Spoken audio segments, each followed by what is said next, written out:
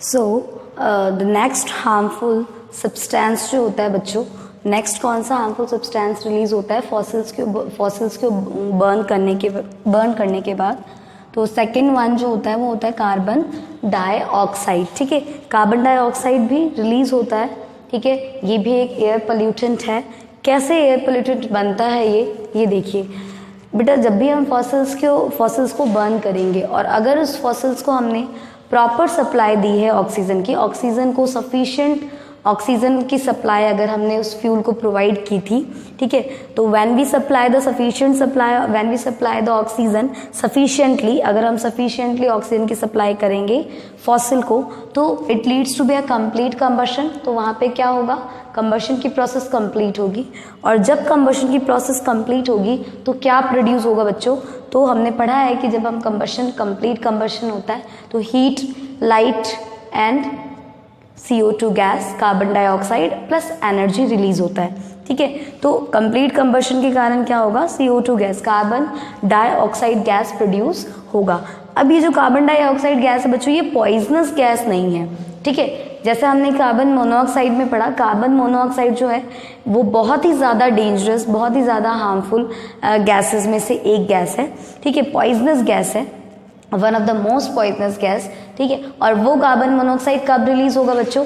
जब हमारे फ्यूल को सफिशिएंटली सप्लाई नहीं मिलेगी ऑक्सीजन की, मतलब इनसफिशिएंट ऑक्सीजन की सप्लाई मिलती है, तब क्या प्रोड्यूस होगा, कार्बन मोनोऑक्साइड प्रोड्यूस होगा। But when we supply the oxygen, ठीक है, सफिशिएंटली, अगर हम फ्यूल को सफिशिएंट ऑक्सीजन सप्लाई करवाएंगे तो उससे कंबशन की प्रोसेस कंप्लीट होगी। और अगर कंबशन की प्रोसेस कंप्लीट होगी तो बच्चों क्या प्रोड्यूस होगा, वहां पे प्रोड्यूस होगा कार्बन डाइऑक्साइड। ठीक है, जो कि पॉइजनस नहीं है, but it may be poisonous.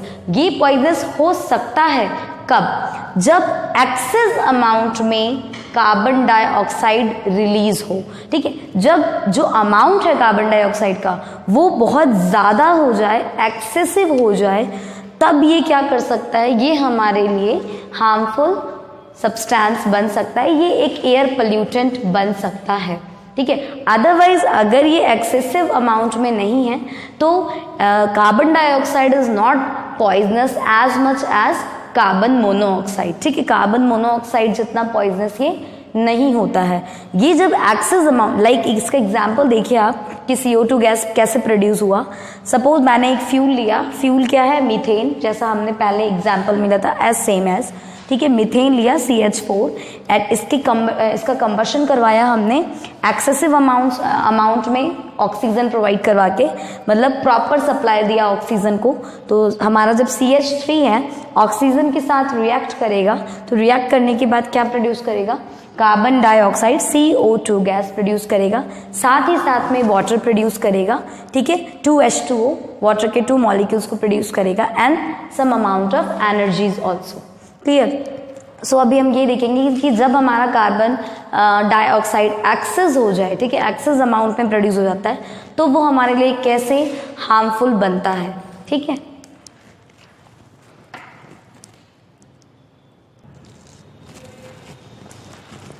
सो बच्चों देखिए यहाँ पे कार्बन डाइऑक्साइड जो है वो अगर एक्सेस अमाउंट में हमारी इन्वायरमेंट में आ जाए तो कैसे वो हार्मफुल इफेक्ट्स को शो करेगा। ठीक है, लाइक देखिए कुछ ऐसे गैसेस होते हैं बच्चों, जो गैसेस क्या करते हैं, हमारी सनलाइट्स को, सन की जो रेज हैं उनको क्या करते हैं, ट्रैप करते हैं। ठीक है, और ऐसे रेस जो सनलाइट को ट्रैप करें, उन रेस को जो सनलाइट को एब्जॉर्ब करें, उन गैसेस को, ऐसे गैसेस को हम बोलते हैं क्या, ऐसे गैसेस को कहते हैं हम ग्रीन हाउस गैसेस। ठीक है, लाइक हमारे एनवायरनमेंट में कई सारे ऐसे गैसेस हैं जो सन की रेस को क्या करते हैं, ट्रैप कर लेते हैं इजीली। सन की रेस जो हमारे अर्थ पे आती है, उस अर्थ पे आने के बाद कुछ रेस को क्या करते हैं, वो ट्रैप कर लेते हैं वो गैस। लाइक यहाँ पे आप फोकस कीजिए, इस डायग्राम पे फोकस कीजिए पहले।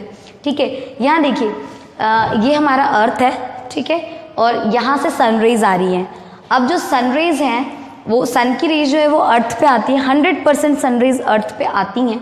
सपोज दैट 100% सन की रेज आ रही हैं, ठीक है, आपके अर्थ पे।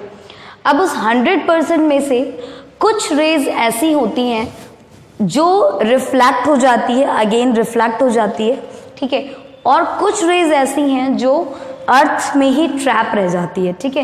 लाइक सम रेज जो होंगी 100 में से 100% रेज जो आई हैं अर्थ पे, वो 100 के 100 रिफ्लेक्ट नहीं होती है बच्चों, ठीक है। उसमें से कुछ रेज ऐसी होती हैं जो रिफ्लेक्ट हो जाती हैं और कुछ रेज जो हैं वो अर्थ के सरफेस पे ट्रैप हो जाती है, ठीक है। अर्थ का जो सरफेस है उसको क्या कर लेता है, ट्रैप कर लेता है। अब वो किसके थ्रू ट्रैप की जाती है, ठीक है। तो जो भी ऐसे गैसेस हैं, जो गैसेस सन की रेस से जो सोलर एनर्जी निकल रही है, उन एनर्जीज को जो ट्रैप कर लेती हैं, उन गैसेस को हम कहते हैं ग्रीन हाउस गैसेस। क्या कहते हैं बच्चों? Green house gases that absorb the reflected sun rays, ठीक है। अब यहां देखिए ग्रीन हाउस गैसेस क्या होते हैं, तो रिफ्लेक्टेड रे को कौन सी रे, जो रिफ्लेक्ट होने वाली थी, लाइक सन की रेज आई, ठीक है, अर्थ पे। अब अर्थ पे आने के बाद ये रेज क्या होंगी, रिफ्लेक्ट होनी थी, बट 100% रेज अगर आई है तो 100% रेज रिफ्लेक्ट नहीं होगी, कुछ रेज जो होंगी वो ट्रैप हो जाएगी। अब वो ट्रैप कौन सी होगी, जो रिफ्लेक्ट होने वाली थी, जो रेज रिफ्लेक्ट होने वाली थी, लाइक जो रे रिफ्लेक्ट होने वाली थी, उस रे को क्या कर लिया गया, ट्रैप कर लिया गया, ठीक है। किसके थ्रू ट्रैप किया गया, किसी गैसेस के थ्रू ट्रैप किया गया। और कौन कौन से वो गैसेस हैं, तो लाइक वो गैसेस जो सन की रेस को ट्रैप करते हैं, वो गैसेस कौन से हैं बच्चों, तो वो गैसेस सबसे पहला जो है आपका N2O nitrous oxide, second gas CFC gas chlorofluorocarbon, ठीक है, third methane gas and fourth one is carbon dioxide. Clear? तो ये 4 गैसेस हैं जो गैसेस क्या करते हैं, आपके सन की रेज जो रिफ्लेक्ट होने वाली थी, उस रिफ्लेक्टेड रे को क्या कर लेते हैं, एब्जॉर्ब कर लेते हैं, ठीक है, और उसको पूरी तरीके से प्रॉपरली रिफ्लेक्ट होने नहीं देते हैं। तो ये जो गैसेस हैं जो ये जो रेज है जो रिफ्लेक्ट होने वाली थी, ठीक है, उसको क्या किया, गैसेस ने ट्रैप कर लिया, और ट्रैप इस तरीके से ट्रैप कर लिया। तो ये रेज जो क्या है, ये रेज कौन सी है बच्चों, तो ये रेज जो है वो ट्रैप्ड एनर्जी वाली रेज है, ठीक है, जो ट्रैप कर ली गई है। और ये कौन सी रेज है, जो रिफ्लेक्ट हो चुकी है, ठीक है। तो आप ये मान के चलिए कि अगर 100% हमारे अर्थ पे सन की रेज आ रही है, तो उसमें से कुछ रेज जो होंगी वो रिफ्लेक्ट हो जाती हैं, ठीक है, अगेन वो रिफ्लेक्ट हो जाती है, और कुछ रेज जो होती है वो ट्रैप कर ली जाती हैं, ठीक है। और ट्रैप करने वाले गैसेस जो होते हैं, उन गैसेस को क्या कहते हैं बच्चों, ग्रीन हाउस गैसेस कहते हैं, ठीक है। ग्रीन हाउस गैसेस क्यों बोला, ये अभी देखेंगे। तो अभी जैसा मैंने बताया कि अगर कार्बन डाइऑक्साइड का अमाउंट अगर बढ़ जाए, ठीक है, कार्बन डाइऑक्साइड का अमाउंट जो है वो हमारे एटमॉस्फेयर में अगर इंक्रीज हो जाए, तो वो क्या करेंगी, आपके जो सनरेज हैं, वो जो सनरेज हैं जो आ रही हैं आपके अर्थ पे आ रही हैं, और वो उसको वापस से रिफ्लेक्ट होना था, ठीक है, उस रिफ्लेक्टेड रे को जो एक्सेस अमाउंट में जो कार्बन डाइऑक्साइड है, वो कार्बन डाइऑक्साइड क्या करेगा, उस रेस को एब्जॉर्व कर लेगा, और एब्जॉर्व करके वो हमारे अर्थ के हीट को इंक्रीज कर देता है, ठीक है, अर्थ को क्या कर देता है, गर्म कर देता है, ठीक है। तो ये जो इफेक्ट होता है बच्चों, ये कहलाता है green house effect, because green house gases के थ्रू सन की रेस को ट्रैप किया गया और अर्थ के सरफेस की जो हीट है उसको इंक्रीज कर दी गई, और इस इफेक्ट को हम क्या बोलते हैं, green house effect. That means green house effect is what, heating up of the earth's atmosphere को गर्म कर देना है, ठीक है, गर्म हो जाता है अर्थ एटमॉस्फेयर ड्यू टू, किसके कारण हो जाता है बच्चों, trapping of sun rays by green house gases. Green house gases के थ्रू जो भी सन की रेस को ट्रैप किया गया है, और उस ट्रैप्ड सन रेस के कारण जो हमारा अर्थ गर्म हो रहा है, ठीक है, उसका जो टेम्परेचर है वो बढ़ रहा है, वो जो इफेक्ट देता है बच्चों, वो इफेक्ट देता है ग्रीन हाउस इफेक्ट, ठीक है।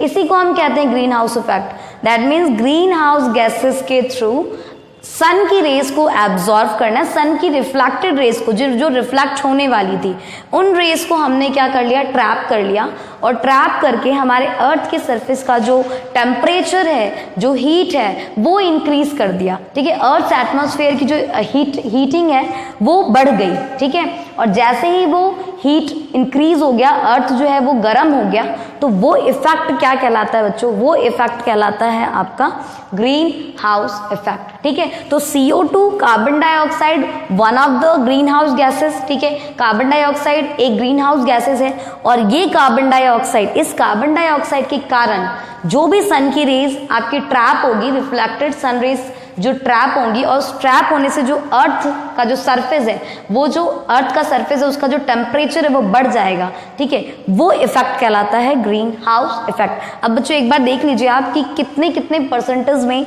ये जो ग्रीन हाउस गैसेज है वो कितने कितने परसेंटेज में हमारे पाई जाती है। लाइक यहाँ पे जो ग्राफ है वो ग्राफ यही शो कर रहा है कि कितने परसेंट में कौन सा जो ग्रीन हाउस गैसेज है वो प्रेजेंट होता है। अगर मैं बात करूँ नाइट्रस ऑक्साइड की, N2O की, तो वो बच्चों 6% पाया जाता है, ओनली 6%। ठीक है, सेकेंड जो गैस है आपका कार्बन डाइऑक्साइड, ये कार्बन डाइऑक्साइड जो है वो कितने परसेंट में पाया जाता है, 60% के अंदर पाया जाता है। ठीक है, 60% कार्बन डाइऑक्साइड प्रेजेंट होता है। देन थर्ड वन है CFC गैस, क्लोरोफ्लोरोकार्बन, ये 14% पाया जाता है। एंड मीथेन की बात करें बच्चों तो मीथेन जो है वो 20% पाया जाता है। तो ये आपका चार्ट क्या बताता है, ये कि कितने परसेंट में कितना, कौन सा जो हमारा ग्रीन हाउस गैसेस है वो कितने परसेंट में पाए जाते हैं। ठीक है, तो इस तरीके से हम ग्रीन हाउस इफेक्ट को देखते हैं, और ये होता है ग्रीन हाउस इफेक्ट। क्लियर है?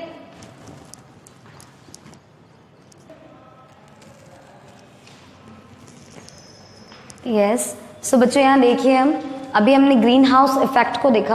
तो ग्रीन हाउस इफेक्ट में क्या होता है, अर्थ का जो अर्थ एटमॉस्फेयर जो है वो बहुत ज़्यादा हीटअप हो जाता है। किससे हीटअप होता है, तो वो जो भी हमारे कार्बन डाइऑक्साइड हैं वो एक्सेस अमाउंट में जब प्रोड्यूस हो जाते हैं, तो वो कार्बन डाइऑक्साइड जो है वो एक ग्रीन हाउस गैसेज है। ठीक है, ग्रीन हाउस गैस है, तो वो क्या करता है, हमारी सनरेज को, जो हमारी रिफ्लेक्टेड सनरेज है उसको एब्जॉर्व करता है, और एब्जॉर्व करके हमारे अर्थ सरफेस को हीट कर देता है। ठीक है, तो वो इफेक्ट क्या कहलाता है, ग्रीन हाउस इफेक्ट कहलाता है। अब बच्चों ग्रीन हाउस इफेक्ट से आगे भी कुछ और भी, अब ग्रीन हाउस इफेक्ट में क्या हुआ, आपका अर्थ सरफेस जो है वो हीटअप हो गया। ठीक है, बहुत ज़्यादा हीट हो गया है, वहाँ पे हीट प्रोड्यूस हो गया। अब उस हीट के प्रोड्यूस होने से क्या होगा, इट लीड्स टू, अब जो rate of green house effect है बच्चों, rate of green house effect कब इंक्रीज होगा, ग्रीन हाउस इफेक्ट जो है उसका रेट कब इंक्रीज होगा, जब अमाउंट ऑफ जो हमारा जो कार्बन डाइऑक्साइड है वो भी इंक्रीज हो जाए। तो जितना ज़्यादा एक्सेस अमाउंट में एटमॉस्फेयर में कार्बन डाइऑक्साइड इंक्रीज होगा, उतना ही ज़्यादा आपका ग्रीन हाउस इफेक्ट का जो रेट है वो भी इंक्रीज होगा। ठीक है, तो हमें ग्रीन हाउस इफेक्ट की रेट को कम करने के लिए कार्बन डाइऑक्साइड जो है, जो एक्सेस अमाउंट में एटमॉस्फेयर में प्रोड्यूस हो रहा है, ठीक है, वो हमें क्या करना पड़ेगा, कम करना पड़ेगा। ठीक है, तो ये जो rate of green house effect है ये आगे जाके क्या करता है, हमारे अर्थ का जो एवरेज टेम्परेचर है उसको क्या करता है, बढ़ा देता है। ठीक है, it leads to the increase in the average temperature of the earth. Earth का एवरेज टेम्परेचर जो होता है वो इंक्रीज हो जाता है। ठीक है, अब उसके इंक्रीज होने से this is called the global warming. ठीक है, तो इस जो हमारे अर्थ का, जो पूरे अर्थ का जो एवरेज टेम्परेचर जो इंक्रीज हुआ है उसको हम क्या कहते हैं बच्चों, ग्लोबल वार्मिंग कहते हैं। Global warming, global means, global जो होता है वर्ल्ड वाइड। ठीक है, कंप्लीटली वर्ल्ड वाइड की बात होती है, किसी हम पर्टिकुलर स्टेट की बात नहीं कर रहे हैं, किसी पर्टिकुलर प्लेस की बात नहीं कर रहे कि वो प्लेस जो है वो गर्म हो गया। एक्चुअली वर्ल्ड वाइड जो हमारा अर्थ है, अगर हमारा अर्थ का एवरेज टेम्परेचर जो है वो इंक्रीज हो रहा है, ठीक है, वर्ल्ड वाइड जब इंक्रीज हो रहा है तो हम, इसलिए हम इस टर्म को हम क्या बोल रहे हैं, ग्लोबल। एंड वार्मिंग मीन्स गर्म। ठीक है, तो ग्लोबली अगर हमारा जो अर्थ सरफेस है वो गर्म हो रहा है, एवरेज टेम्परेचर उसका इंक्रीज हो रहा है, तो उसको हम क्या बोलेंगे, ग्लोबल वार्मिंग कहते हैं। ठीक है, तो ग्लोबल वार्मिंग को कैसे डिफाइन कर सकते हैं बच्चों, global warming is the rise in the average temperature of the earth surface. Earth surface का एवरेज टेम्परेचर जो इंक्रीज होता है उसको हम कहते हैं ग्लोबल वार्मिंग। क्लियर है आपको? अब ये जो ग्लोबल वार्मिंग है बच्चों, इससे क्या क्या नुकसान होते हैं, इससे भी बहुत सारे इफेक्ट्स होते हैं, हमारे को देखने को मिलते हैं, कई सारे हमारे हार्मफुल इफेक्ट्स देखने को मिलते हैं। लाइक ग्लोबल वार्मिंग जो है वो आपके मानसून जो है, मानसून रेन को अफेक्ट करता है। ठीक है, secondly causes the changes in the seasonal pattern. Seasonal patterns जो होते हैं आपके, उसको वो चेंज कर देता है। ठीक है, ग्लोबल वार्मिंग के कारण जो आपके सीजन्स हैं उसके जो पैटर्न है वो भी चेंज हो जाते हैं। Thirdly it causes the excessive melting of polar ice. thereby rising level of the water in the sea and oceans। अब बच्चों क्या है, इस ग्लोबल वार्मिंग के कारण जो हमारा एवरेज जो टेम्परेचर है जो इंक्रीज हुआ है अर्थ का, इस टेम्परेचर के इंक्रीज होने से क्या होता है, जो हमारे पोलर आइज होती हैं, पोलर आइज जो है वो पोलर आइज क्या होने लगती है, मेल्ट होना स्टार्ट होने लगती है। ठीक है, जो हमारे पोलर रीजन्स में जो आइस है वो मेल्ट होना स्टार्ट हो जाती है, और जैसे ही वो मेल्ट होना स्टार्ट होती है तो जो वाटर का जो लेवल है वो वाटर का लेवल बढ़ जाता है। कहाँ का, सीज एंड ओशियन। ठीक है, समुद्र और जो महासागर है उनमें, ओशियंस में एंड सीज में क्या होता है बच्चों, वाटर का लेवल क्या हो जाता है, इंक्रीज हो जाता है। वहां जब वाटर का लेवल इंक्रीज हो गया, जिसके कारण कई सारे कोस्टल एरियाज में क्या आने लगते हैं, फ्लड के चांसेस होने लगते हैं। ठीक है, flooding in the coastal areas. तो ये सारे नुकसान हो जाते हैं ग्लोबल वार्मिंग से। तो बच्चों green house effect and global warming ये दोनों एक दूसरे से कनेक्टेड है। ठीक है, ग्रीन हाउस इफेक्ट क्या होता है, उसमें हमने क्या पढ़ा अभी, उसमें हमने ये पढ़ा कि जो कार्बन डाइऑक्साइड क्या है बच्चों, ये एक ग्रीन हाउस गैसेज है। ठीक है, जितने भी हमने 4 ग्रीन हाउस गैसेज पढ़े उसमें से जो कार्बन डाइऑक्साइड है one of the green house gases. अब ये ग्रीन हाउस गैस क्या करते हैं, हमारे रिफ्लेक्टेड सनरेज को क्या करते हैं, रिफ्लेक्ट नहीं होने देते हैं, उसको ट्रैप कर लेते हैं। और जो ट्रैप हो जाता है सनलाइट, ठीक है, जो सनरेज ट्रैप हो रही है उस जो सोलर एनर्जी है उससे जो हमारा अर्थ एटमॉस्फेयर है वो गर्म हो रहा है, वो हीट हो रहा है। तो इस इफेक्ट को हम बोलेंगे ग्रीन हाउस इफेक्ट, जो कि कार्बन डाइऑक्साइड के कारण हो रहा है। ठीक है, एक्सेस कार्बन डाइऑक्साइड के कारण हो रहा है। अब जैसे ही ग्रीन हाउस इफेक्ट हमारा दिखने को लग गया, ग्रीन हाउस इफेक्ट दिखने लग गया, उसका रेट जो है वो इंक्रीज होगा। कब इंक्रीज होगा, जब हमारा कार्बन डाइऑक्साइड का भी रेट जो है वो increase, the amount of carbon dioxide भी इंक्रीज होगा।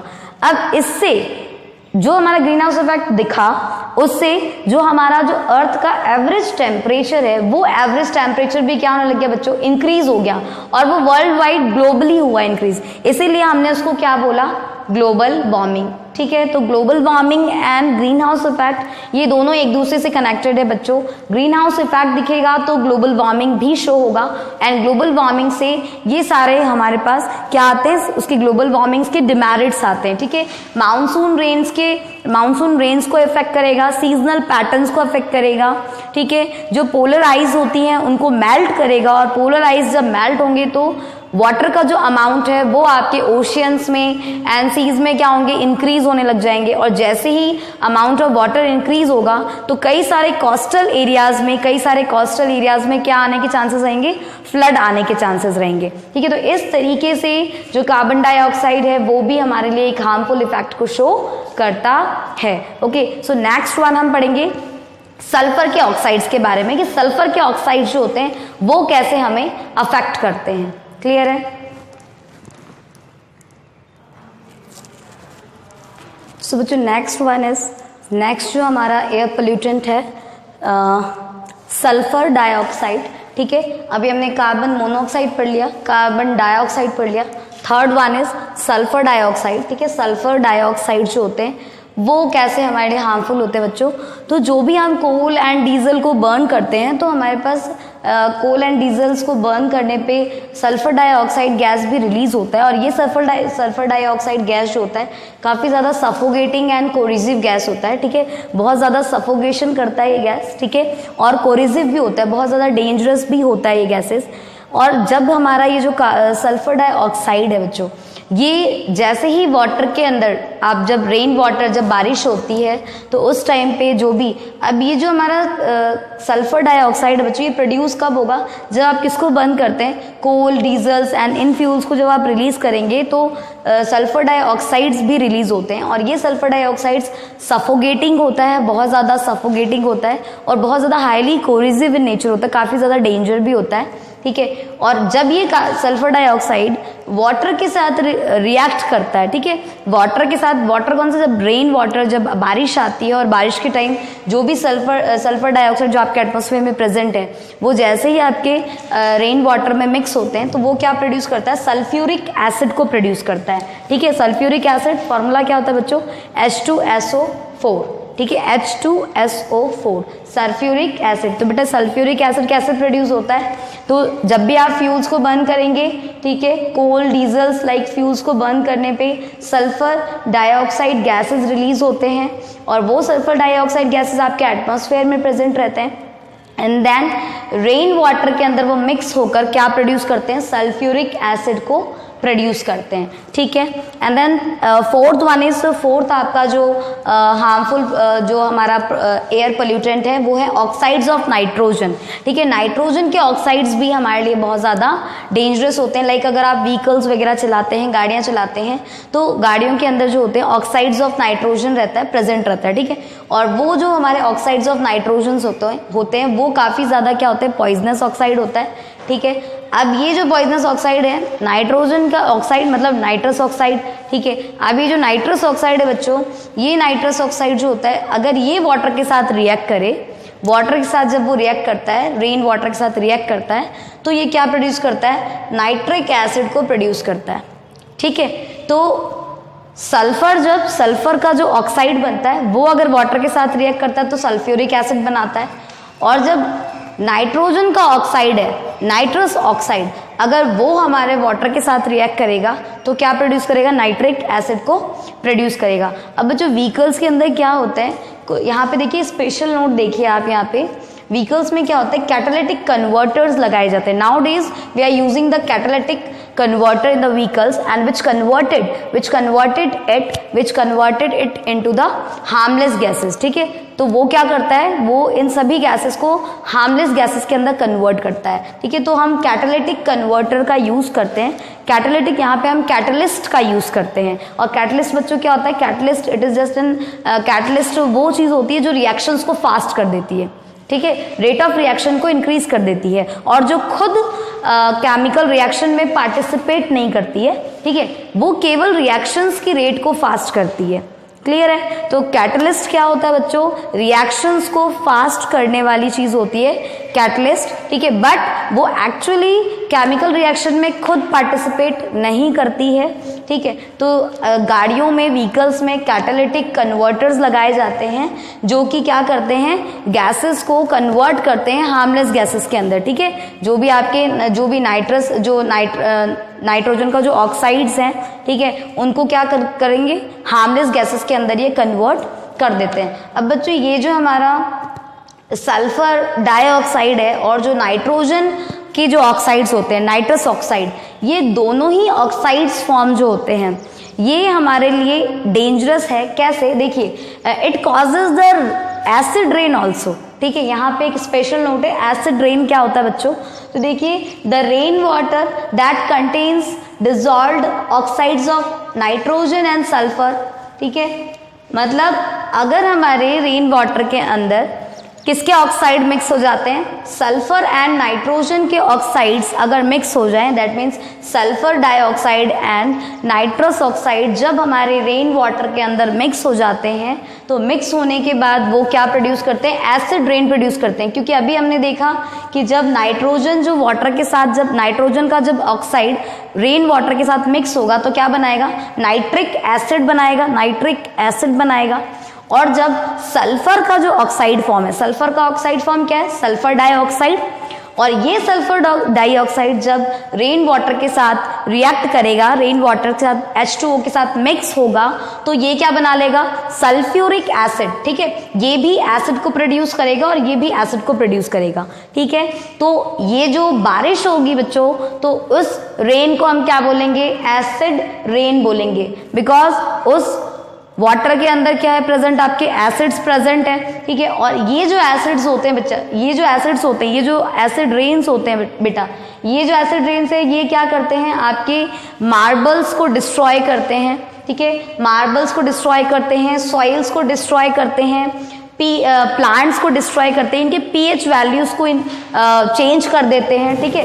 तो जिसके कारण आपके एसिड रेन्स के कारण काफ़ी ज़्यादा क्या हो जाता है, नुकसान हो जाता है, ठीक है, क्योंकि ये बहुत ज़्यादा कोरिजिव होता है, ठीक है, कई सारी चीज़ों को ये डैमेज करता जाता है। और ये एसिड रेन ही एक ऐसा, मतलब एसिड रेन के कारण ही आज जो हम अपने ताजमहल को देखते हैं, ठीक है, तो ताजमहल के जो मार्बल हैं वो आजकल क्या हो रहे हैं, येलो कलर्स के हो रहे हैं। तो बेटा वो येलो कलर्स क्यों हो रहे हैं, उसके जो मार्बल्स हैं वो येलो कलर में क्यों कन्वर्ट हो रहे हैं, क्योंकि वहाँ पे एसिड रेन्स बहुत ज़्यादा, और वो एसिड रेन्स कब होगा, जब आपके ऑक्साइड्स बनेंगे, सल्फर के ऑक्साइड्स बनेंगे, नाइट्रोजन के ऑक्साइड्स बनेंगे, और ये सल्फर के ऑक्साइड्स और नाइट्रोजन के ऑक्साइड कैसे प्रोड्यूस होंगे?